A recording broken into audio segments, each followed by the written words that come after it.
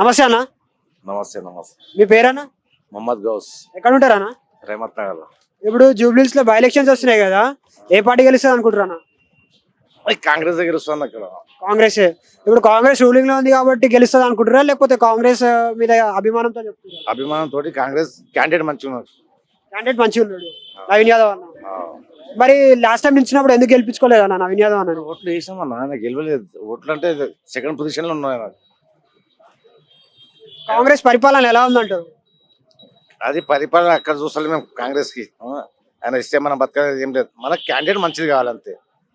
ఇంకొకటి, కాంగ్రెస్ సైడ్ నుంచి మీకు ఫ్రీ కరెంట్ ఇంకా తక్కువలో సిలిండర్ వస్తుందా?